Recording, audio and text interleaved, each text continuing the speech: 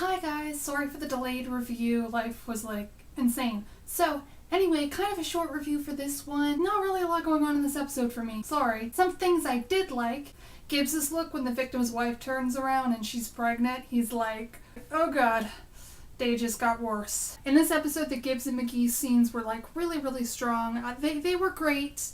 In theory, I like when Gibbs just goes, what do you want me to do? Needlepoint my questions? Great line, great line. Oh, and at the end, I liked like the Penelope Ducky thing going on. Tiva, McGabby, Tibbs, who needs those? It's all about the Penelope Ducky, the Pucky. I didn't really have any specific dislikes for this episode, but just some like concerns. One, Ziva says that her father was at every birthday party, or they had birthday parties together, but like his mind was still on like how to kill people. And I'm like, I thought we established that Ziva had like a daddy wasn't there complex just because of the stuff in Bait where like she was always looking in the audience for him. I don't know, it didn't match up with my idea for their relationship, so it kind of threw me off there. And two, they had to name the company Tellus. That was just like a personal thing. Like every time they said the name Tellus was doing this, Tellus was doing that, Tellus was making mutant worms to attack the world. Like it kind of pulled me out of the episode because my phone is through Tellus. So I'm like, that's all I can think of is like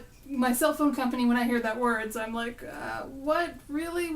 I know it's not the same company. It just threw me off. Overall for this episode, I kind of found the case boring. I just couldn't get into it. It was just kind of there. One of my favorite things might be like the creepy guy at the end. He was like so creepy and he had this like look about him, and I don't know, I couldn't even tell what he was saying because like the audio kept cutting in and out during this episode. Damn it, Canada! Why do you do that? All I got out of him was like he had a cool look about him and he was crazy. Crazy guy. Alert. Overall, one of the better McGee episodes though. I'd much rather sit through this than like Caged, or what was the other one? The jetpack one. Oh, I hate the jetpack one. Burning hate for the jetpack one. Oh, don't get me started. Poor McGee though with the birthday card story. Like I felt that was sad. I do like it they were Penelope's like, Gibbs loves you and your daddy loves you and it's gonna be okay, buddy. Like I don't know, I liked that end where she just like was like a touching moment where like, they love you, McGee, they just don't know how to show it. It's like, oh, poor McGee. And he calls his dad and it's a happy ending and that was okay. And then there was the thing with the worms that were half robot and half worm and were gonna destroy crops, and I was like, what is this?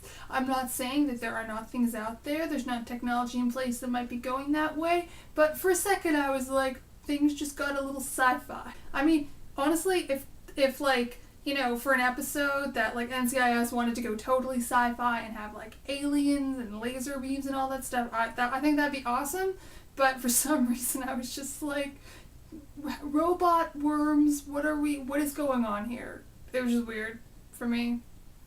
Wait, was it worms or caterpillars? Okay, I'm gonna be honest here, I couldn't bring myself to rewatch this episode a second time. I mean, maybe there's people out here who love this episode, but I just, like, normally I rewatch them and I was just like, I'm gonna wing it.